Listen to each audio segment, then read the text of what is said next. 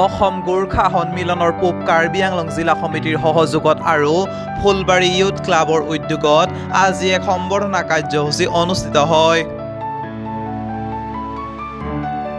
সদ্য ঘোষিত হাইস্কুল শিক্ষান্ত পৰীক্ষা আৰু উচ্চতৰ মাধ্যমিক চূড়ান্ত পৰীক্ষাত ফুলবাৰী অঞ্চলৰ পৰা সফলভাৱে উত্তীৰ্ণ কৃতি ছাত্ৰ-ছাত্ৰীসকলক সম্বৰ্ধনা জ্ঞাপন কৰাৰ লগতে অসম গোৰ্খা সন্মিলনৰ পূব কাৰ্বি আংলং জিলা সমিতিৰ কাৰ্যবাহী সভাখনো অনুষ্ঠিত হয়।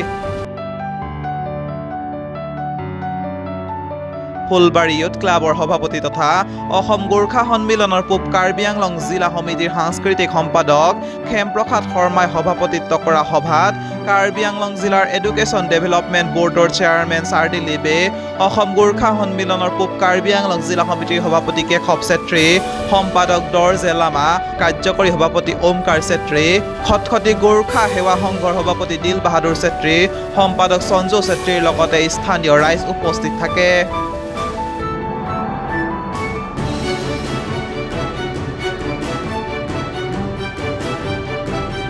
News Desk report, News 12 Home Northeast.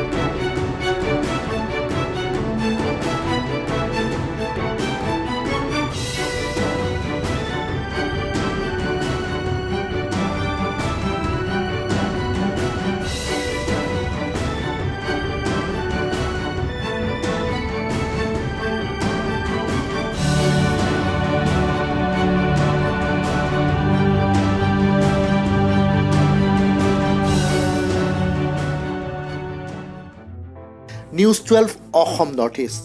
যাত্ৰা আমাৰ অবিৰত, সংকল্প অপ্ৰতিৰোধ্য।